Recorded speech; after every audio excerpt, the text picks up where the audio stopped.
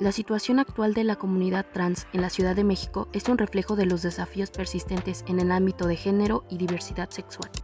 A pesar de los avances legislativos, la violencia contra las mujeres trans, especialmente a través del transfeminicidio, sigue siendo un problema alarmante que requiere atención urgente en un contexto donde el reconocimiento de los derechos humanos está en disputa con la sociedad. Es crucial entender la realidad que enfrentan las personas trans, especialmente en lo que respecta a la violencia, la discriminación y la lucha por el reconocimiento legal.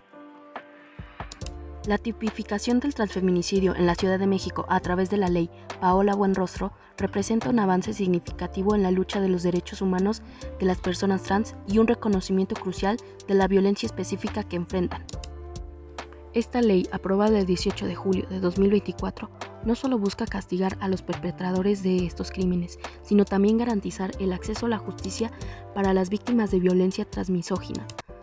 La legislación lleva el nombre de Paola Buenrostro, una mujer trans asesinada en 2016, cuyo caso permanece impune, simbolizando la lucha por visibilizar y sancionar estos crímenes.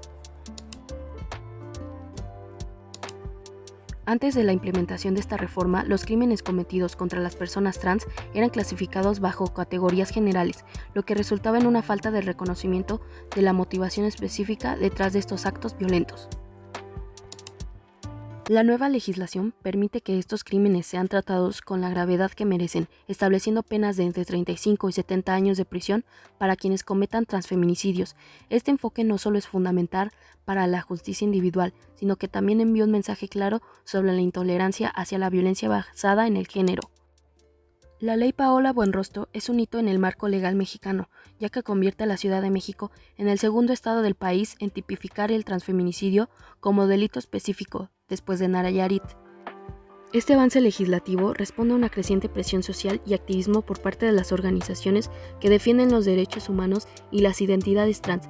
La aprobación fue celebrada por activistas como Kenia Cuevas y Natalia Lane, quienes han sobrevivido a intentos de asesinato y han trabajado incansablemente para visibilizar estas problemáticas. La ley establece que comete el delito de transfeminicidio quien prive de la vida a una mujer trans o a una persona cuya identidad o expresión de género se encuentre dentro del espectro femenino. Además, incorpora agravantes que pueden aumentar las penas hasta en una tercera parte más si se dan en ciertas circunstancias.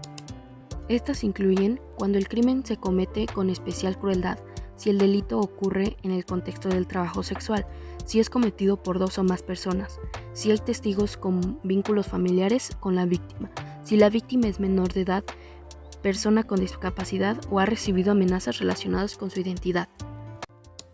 La ley Paola Buenrostro surge en un contexto alarmante, donde la violencia contra las mujeres trans ha ido en aumento. Desde principios de 2024 se ha contabilizado al menos 10 asesinatos de mujeres trans en la Ciudad de México, lo que ha intensificado la presión para crear un marco legal que permita judicializar adecuadamente estos delitos. Según datos proporcionados por organizaciones como Letra S, SIDA, Cultura y Vida, el 65% de las víctimas de crímenes de odio contra personas LGBT en 2023 fueron mujeres trans. Esta estadística no solo resalta la magnitud del problema, sino también la urgencia con la que se necesitaba esta legislación. Los transfeminicidios no son solo números. Cada caso representa una vida perdida y una historia truncada. Recientemente se han reportado casos impactantes como el asesinato de Emma, una joven de 16 años en la Ciudad de México, así como Aranza Castillo, quien fue víctima tanto de desaparición como de transfeminicidio. Estos incidentes subrayan la vulnerabilidad extrema a la que están expuestas las mujeres trans en el país. Aunado a esto, muchos transfeminicidios ocurren en contextos donde las víctimas son trabajadoras sexuales o migrantes, lo que añade capas adicionales de riesgo y discriminación. La violencia se manifiesta no solo a través del uso de armas de fuego, sino también mediante formas brutales de tortura y violencia sexual. El impactante caso que llevó a la creación de esta ley fue el asesinato de Paola Buenrostro, quien fue asesinada por su identidad transgénero. Su agresor quedó libre debido a las fallas en las investigaciones iniciales. Este caso se convirtió en un símbolo del fracaso del sistema judicial para proteger a las personas trans y sancionar adecuadamente los crímenes motivados por el odio. A pesar de estos avances legislativos, la violencia contra las mujeres trans continúa en aumento. La Ciudad de México es una de las regiones más afectadas, con al menos 8 casos documentados hasta ahora. Estos datos son preocupantes y reflejan una tendencia creciente hacia la violencia extrema contra esta población. Adicionalmente, activistas como Natalia Lane han señalado que es fundamental ir más allá del castigo a los agresores. Se han enfatizado la necesidad de una justicia que no solo castigue, sino que también repare el daño causado a las víctimas y sobrevivientes. Esto incluye garantizar acceso a servicios médicos adecuados, apoyo psicológico y acompañamiento legal durante todo el proceso judicial. La falta de investigaciones adecuadas y la impunidad son problemas persistentes. En muchos casos, los victimarios permanecen desconocidos y sin castigo. La tipificación del transfeminicidio mediante la ley Paola Buenrostro es un paso crucial hacia el reconocimiento y protección de los derechos humanos de las personas trans en México. Sin embargo, este avance debe ir acompañado por un compromiso real hacia la justicia integral y reparativa.